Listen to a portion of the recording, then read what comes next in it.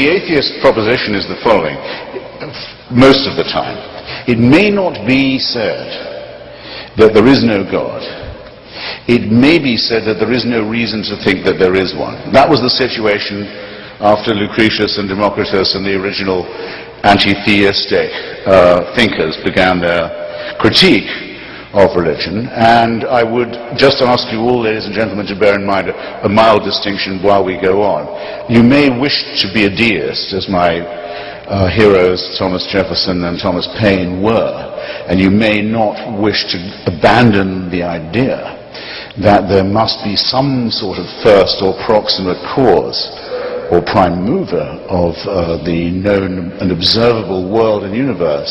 But even if you can get yourself to that position, which we unbelievers maintain is always subject to better and more perfect and more elegant explanations, even if you can get yourself to that position, all your work is still ahead of you.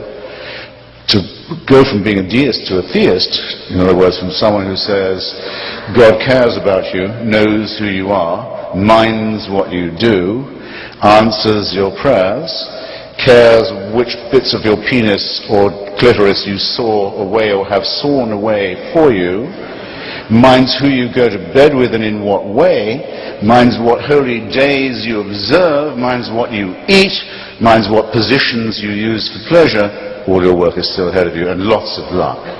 Because there's nobody, even Aquinas had to give it up. There's no one who can move from the first position to the second. So I could, and I'm actually strongly tempted to, I could leave it right there. But then it's not in my nature to let off a captive audience so easily. So I'll add a couple of things.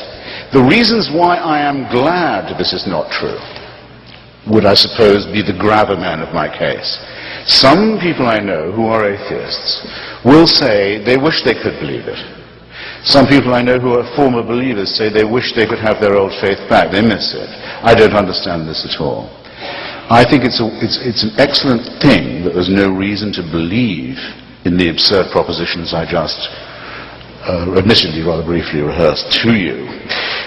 The main reason for this, I think, is that it is a totalitarian belief. It is the wish to be a slave. It is the desire that there be an unalterable, unchallengeable, tyrannical authority who can convict you of thought crime while you are asleep, who can subject you, who must indeed subject you, to a total surveillance around the clock, every waking and sleeping minute of your life, I say of your life, before you're born, and, even worse, and where the real fun begins, after you're dead. A celestial North Korea. Who wants this to be true? Who but a slave desires such a ghastly fate? I've been to North Korea. It has a dead man as its president. Kim Jong-il is only head of the party and head of the army. He's not head of the government or the state. That office belongs to his deceased father, Kim Il-sung. It's a necrocracy. A thanatocracy. It's one short of a trinity, I might add. The son is the reincarnation of the father. It is the most revolting and utter and absolute and heartless tyranny the human species has ever evolved. But at least you can fucking die and leave North Korea.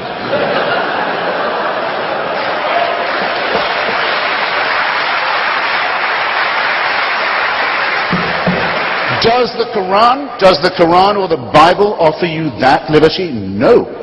No. The tyranny, the misery, the utter ownership of your entire personality, the smashing of your individuality only begins at the point of death.